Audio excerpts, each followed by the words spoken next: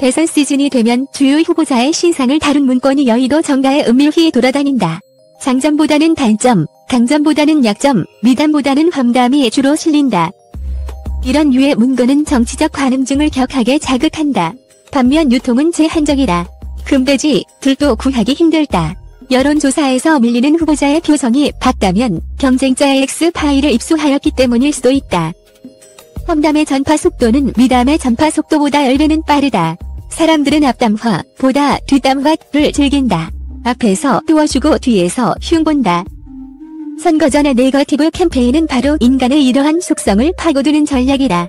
선관위의 공익광고는 네거티브 캠페인을 멈추고 정책 경쟁을 하자고 호소하지만 효과는 회의적이다. 초등학교 1학년 발음생활, 교과서의 절수야 영희야 착하게 살자 캠페인과 비슷하다. 인간의 속성이 바뀌지 않는 한 네거티브 캠페인은 멸종되지 않을 것이다.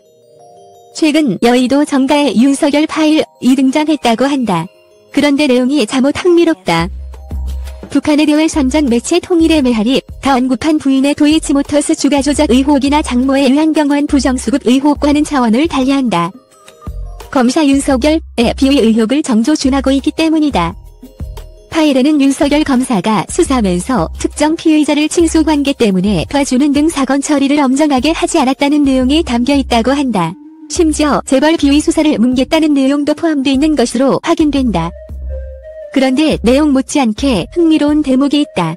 이 파일이 목격된 장소가 야당 의원실이라는 점이다. 그렇다면 야균원의 누군가가 이 문건을 생산한 것일까? 단언컨대 그 가능성은 제로에 가깝다. 왜?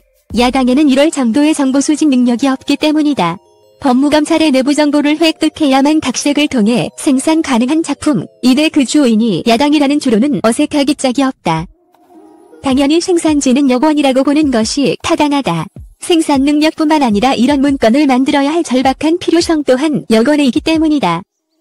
그렇다면 이 문건이 왜 야당에 있는 것일까? 생산재 공급 의도 때문이다. 추미애의 윤석열 때리기는 자승자박에 참혹한 결과를 초래했다. 때릴수록 윤석열은 커졌다. 이런 상황에서 여권발 제2라운드를 쉽게 결행할 수 있을까? 제2라운드도 실패하면 네거티브 캠페인이라는 선거전의 전략 무기를 아예 잃어버릴 수도 있다. 어떻게 해야 하나? 마침 야권에서도 윤석열 때리기의 수요가 발생했다. 대선 후보 경선에서 윤석열을 제쳐야 하는 사람들 또한 윤석열을 무너뜨릴 비책을 찾아 헤매고 있다. 이들이 여권발, 야권행 X파일을 마다하는 것은 참새가 방앗간을 그냥 지나가는 것보다 몇 곱절 힘들다. 이 파일을 야권에서 먼저 써주는 게 좋은 이유는 또 있다. 여권발 정치 공작이 아니라 야권발 내부 검증으로 보기 좋게 포장되기 때문이다. 같은 메시지라도 메신저가 바뀌면 느낌이 확 달라진다. 제품의 원산지는 이렇게 변경된다. 36개 중 최고의 계략은 2단계다. 비용이 가장 적게 들면서도 성공 가능성은 높기 때문이다. 자기 손에 팔 묻히지 않고 상대를 제거하는 EJ. 사도살이는 최고급 전략이다. 만약 성공하면 그야말로 대박이다. 실패하더라도 야권 내부에서 나온 것이라며 본선에서 재활용하면 된다.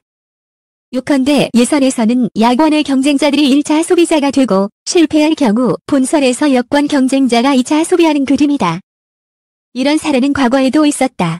역사상 가장 치열했던 경선으로 평가되는 2007년 한나라당 대선 후보 경선에서 박금혜 후보 측은 전과 자가 대통령이 되게 놔둘 수는 없다. 며 PK. 도곡동 땅 의혹 등으로 이명박 후보를 맹공하였다. 결국 목적 달성에 실패했지만 그 콘텐츠는 정동영 후보 측으로 이전되어 재활용되었다. 필자는 당시 친박의 이명박 공격 재료가 노무현 정권에 의해 제공된 것이라고는 생각하지 않는다. 그러나 진영 전체의 이익을 갉아먹는 행위였음에는 분명하다. 얼마 전 칼럼에서 필자는 여권의 윤나땡 작전이 실패할 것이라고 썼다. 처가 문제로 흔들어봤자 역풍을 자초할 것이 뻔하기 때문이다. 그러자 윤석열 본인의 검사 시절 행각에 초점을 맞춘 업그레이드된 버전이 등장했다. 윤석열이 공정의 대변인인 양 행세하지만 사실은 불공정의 화신이었다는 인식을 퍼뜨리겠다는 심상이다. 이번 작품은 윤나땡 전략에 효력이 없을 것이라는 분석이 나오면서 진화한 일종의 변이 바이러스라 할 수 있다. 윤석열 파일에 들어있는 의혹들이 사실인지는 정밀 검증될 것이다. 그 중에는 윤석열이 윤중천의 원주 별장에서 수차례 접대를 받았다는 한겨레 신문의 대형 오보와 같은 것들이 꽤 있을 것이다.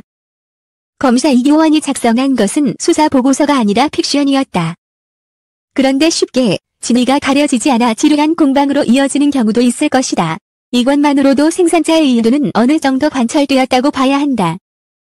진위 공방보다 정치적 파장이 큰 것은 사용자의 소속이다. 아무리 적의 적은 친구라는 비정한 논리가 횡행하는 정치판이라지만 진영 내 경쟁자를 제압하기 위해 적대 진영이 생산한 무기를 사용한다는 것은 명백한 이적 행위다. 소리를 위해 정권 교체라는 대를 저버리는 반역 행위다. 최근 보수 우파 네티즌들이 자주 찾는 인터넷 공간에 윤석열은 좌파다라는 댓글이 부쩍 늘고 있다. 자연스러운 흐름이라고 보기에는 비견의 강도나 떼지어 몰려다니는 행태가 예사롭지 않다. 분명한 것은 이러한 움직임이 윤석열 파일과 흐름을 함께하고 있다는 점이다. 대권의 향방이 결정되는 시기에는 상상을 초월하는 일들이 벌어지곤 한다. 이번 대선은 그 어느 때보다 치열할 것으로 전망된다. 문조주의 종식과 자유민주 진영으로의 정권 교체를 갈망하는 유권자들은 누가 적과 내통하여 내부의 경쟁자를 제거하려 하는지 두 눈 부릅뜨고 지켜볼 것이다.